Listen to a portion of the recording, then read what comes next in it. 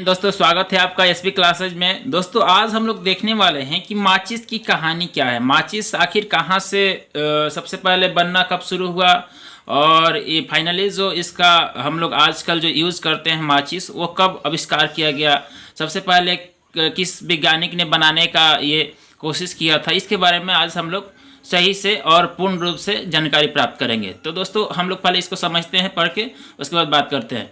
यहाँ पे देखें माचिस बनाने का जो प्रयास 1680 ईस्वी में हुआ था, यानी कि माचिस सबसे पहले जब बनाने का कोशिश किया गया था वो कब किया गया था, 1680 ईस्वी में हुआ था।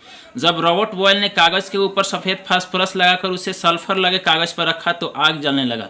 एक वैज्ञानिक थे, उनका नाम था रॉबर्ट बॉयल, जिन्होंने कागज़ पर जो है सफ़ेद यहाँ पे वाइट फास्फोरस जो होता है उसको लगाकर उसे सल्फर लगे कागज़ पर जब रखा, यानी कि सल्फेट फास्फोरस एक कागज़ पे लगा के रखा और एक कागज़ पे सल्फर लगाया था और दोनों को जब आपस में मिलाया, दोनों को कागज़ को एक के ऊपर एक को रखा तो आग जलने लगी। लेकिन यह बहुत खतरनाक था क्योंकि आपको पता है कि सफ़ेद फास्फोरस जो होता है कमरे के तापमान पर आग पकड़ लेता है, जो कि खतरनाक है। तो 1845 ईस्वी में लाल फास्फोरस के आविष्कार के बाद माचिस का आविष्कार सफल हुआ। अब 1845 ईस्वी में जो है लाल फास्फोरस का आविष्कार किया गया। लाल फास्फोरस क्या होता है, जिसको रगड़ने के बाद जलता है। तो लाल फास्फोरस हमारे लिए खतरनाक नहीं होता क्योंकि जब तक रगड़ेंगे नहीं तब तक आग नहीं पकड़ेगा। लेकिन सफ़ेद फास्फोरस में क्या प्रॉब्लम था कि उसको बिना रगड़े ही एक कमरे का जो टेम्परेचर होता है उस पर ये आग पकड़ लेगा, है ना। तो ये खतरनाक था। और जब ये लाल फास्फोरस आया तो इसका जो माचिस का आविष्कार था वो सफल हुआ। यहाँ बात करेंगे कि लाल फास्फोरस आविष्कार करके पहली बार सेफ्टी माचिस कार्ल लुंडस्टाइन ने 1855 में स्वीडन में बनाई थी। यानी कि लाल फास्फोरस का जो उपयोग करके सबसे पहले जिन्होंने सेफ्टी माचिस जो हम लोग आजकल यूज करते हैं उसको बनाया था कार्ल लुंडस्टाइन ने। उनका क्या नाम था, कार्ल लुंडस्टाइन ने। ये कब बनाया था, 1855 में। और ये जो देश है स्वीडन, याद रखिएगा कौन से देश में बनाया गया था, स्वीडन बनाया गया था, 1855 बनाया गया था। और किसने बनाया था, कार्ल लुंडस्टाइन।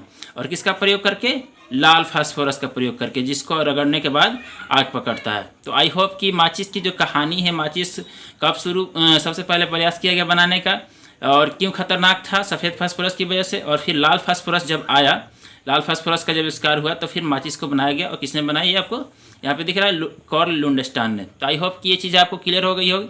आगे दोस्तों हम लोग समझते हैं मोमबत्ती का इतिहास क्या होता है। मोमबत्ती का इतिहास क्या है इसको हम लोग समझते हैं, ठीक है। मोमबत्ती का जो इतिहास कह रहा है दोस्तों, इसको समझते हैं। माइकल फैराडे एक महान वैज्ञानिक थे। आपको पता होगा कि माइकल फैराडे जो है, फैराडे का नाम आपने सुना होगा, बहुत सारे इन्होंने सिद्धांत दिए हुए फैराडे साहब ने। तो माइकल फैराडे एक महान वैज्ञानिक थे जिन्होंने 1860 ईस्वी में मोमबत्ती का इतिहास बताया। कब बताया था मोमबत्ती का इतिहास इन्होंने, 1860 ईस्वी में बताया था। और मोम एक ईंधन है। मोम क्या होता है, जो मोमबत्ती यानी कि बत्ती पे जो मोम लगा होता है वो क्या होता है, एक ईंधन होता है। ईंधन मतलब जलने वाला जो पदार्थ होता है, ईंधन, जो हाइड्रोजन तथा कार्बन से मिलकर बना होता है। मोम किससे मिलकर बना होता है, कार्बन से और हाइड्रोजन से। हाइड्रोकार्बन इसको बोलते हैं, हाइड्रोजन और कार्बन से मिलकर बना होता है। एक बत्ती के ऊपर मोम लगाने से मोमबत्ती बनता है। क्या मैंने बताया कि यहाँ बत्ती आपको दिख रहा है, और बत्ती के ऊपर जब मोम लगाएंगे तो क्या हो जाता है, ये मोमबत्ती हो जाता है ना। तो बत्ती के ऊपर मोम लगाने से क्या होता है, मोमबत्ती बनता है, जिसे जलाने पर मोम पिघलकर बत्ती पर चढ़ता है और गर्म होकर हाइड्रोजन तथा कार्बन देता है। तो इन्होंने किसने बताया था, सबसे पहले माइकल फैराडे ने बताया था 1860 ईस्वी में। तो क्या होता है कि जब हम इसको जलाते हैं तो मोमबत्ती में जो मोम होता है वो जलता है और पिघल के धीरे धीरे बत्ती के ऊपर चढ़ता है और गर्म होकर क्या होता है, ये हाइड्रोजन देता है और कार्बन देता है, जो कि हमें प्रकाश के रूप में दिखाई देता है।